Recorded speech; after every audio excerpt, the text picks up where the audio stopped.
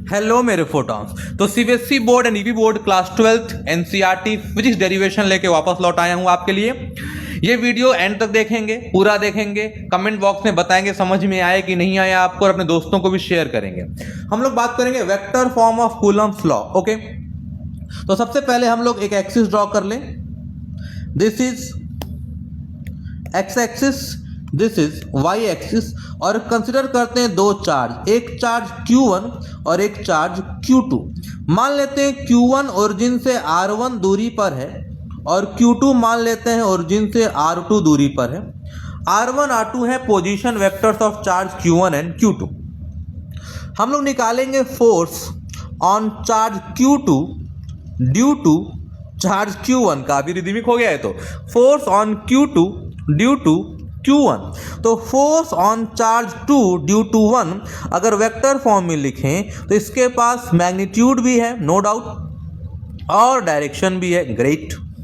Magnitude की बात करें तो जितना फोर्स 2 पर 1 ने लगाया है उतना ही फोर्स 1 ने 2 पर लगाया होगा। रेशियो 1 आता है, पूछा जाता है, याद रखिएगा।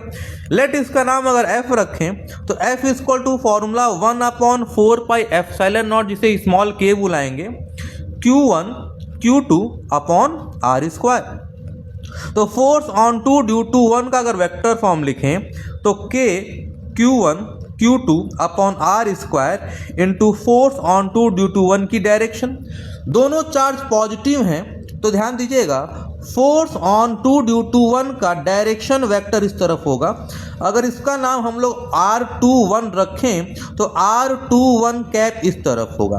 R12 अगर लिखते तो वो इस तरफ होता, यानी इस तरफ होता R12 कैप। और फोर्स ऑन 2 ड्यू टू 1 की डायरेक्शन भी इसी तरफ मिलेगी क्योंकि रिपल्सन लगाएगा, बिकॉज दोनों ही सेम डायरेक्शन में। मतलब व्हाट आई एम सेइंग कि फोर्स ऑन 2 ड्यू टू 1 की डायरेक्शन बराबर है position of 2 with respect to 1 की डायरेक्शन के। यही अगर एक चार्ज पॉजिटिव और एक चार्ज निगेटिव होता तो ये माइनस साइन के साथ लिखा जाता, लेकिन चूंकि रिपल्सिव है दोनों डायरेक्शन क्या है, सेम। इसका मतलब फोर्स ऑन 2 ड्यू टू 1 का vector form K Q1 Q2 upon R square में F21 कैप की जगह हम लोग R21 कैप लिख सकते हैं। अच्छा, एक और चीज समझे जरा, R21 वेक्टर के पास भी दो लोग होंगे, एक इसका मैग्नीट्यूड होगा और एक इसका डायरेक्शन होगा। और डायरेक्शन का फॉर्मूला अगर देखें तो ये हो जाएगा R21 वेक्टर अपॉन R21 का मैग्नीट्यूड। अच्छा, जितना चार्ज 2 1 से दूर है उतना ही चार्ज 1 2 से दूर है अगर इन मैग्नीट्यूड देखें। तो लेट अगर इसका नाम R रख दें तो वेक्टर R21 कैप हो जाएगा R21 vector upon R।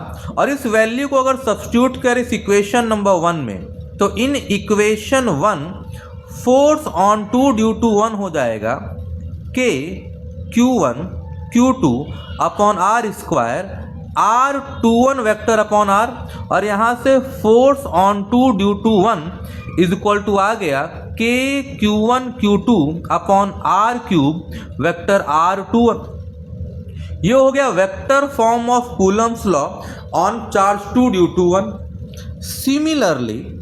Similarly हम लोग अगर force on charge 1 due to 2 लिखें तो मैग्नीट्यूड तो वही रहेगा K Q1 Q2 by R cube. हाँ, जहाँ R21 है वहाँ R12 हो जाएगा।